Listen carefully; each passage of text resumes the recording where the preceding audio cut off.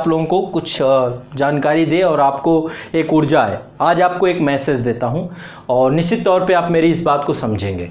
आज हम जिंदा हैं, आज हम जीवित रूप में हैं। आप देख रहे हैं हम जीवित हैं, आप भी जीवित हैं, है ना। आसपास आप बहुत सारे लोगों को देख रहे हैं जीवित हैं, है ना। तो हमारे जीवन का कोई ना कोई तो कारण होगा ना, किसी न किसी कारण तो जिंदा है ना।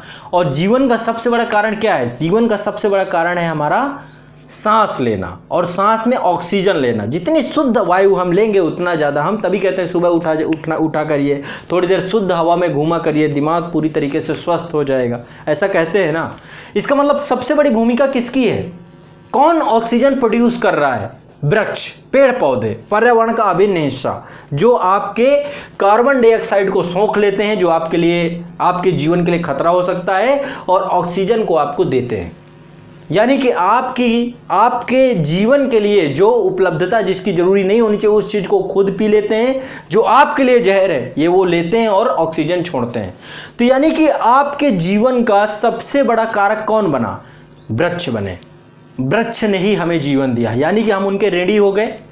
हम वृक्षों के ऋणी हो गए ना, हम उनके ऋण से उबर नहीं पाएंगे। तो हमें क्या करना चाहिए? वृक्षों का ऋण चुकाना चाहिए। कैसे ऋण चुकाना चाहिए वृक्षों का? एक व्यक्ति अपने पूरे जीवन में, जब आप पूरा जीवन जी लेंगे, तो एक व्यक्ति को अपने पूरे जीवन में 3 वृक्षों की वायु की जरूरत पड़ती है। 3 वृक्ष जो अपनी पूरी जीवन अवधि में जितना वायु छोड़ते हैं उतना आप अपनी पूरी जिंदगी में वायु लेते हैं। तो 3 वृक्षों के हम ऋणी होते हैं, कर्जदार होते हैं। हमें 3 वृक्ष अवश्य लगा के जब मरना चाहिए, मरने से पहले हमें 3 वृक्ष अवश्य लगा के चलना चाहिए, ताकि जो इस धरती पे, इस प्रकृति ने जो हमें, प्रकृति का जो ऋण है वो चुका के चले जाए। लेकिन हम गलती क्या है? इसके एवज में हम वृक्षों को काटते हैं। मैं कहता हूं घर पे यदि आप एक बेड भी खरीद के लाते हो ना, तो एक बेड का मतलब है एक वृक्ष कटा होगा तभी उस लकड़ी से आपका बेड बना है। तो आपको तत्काल प्रभाव से एक वृक्ष लगा देना चाहिए, एक वृक्ष तुरंत लगा देना चाहिए।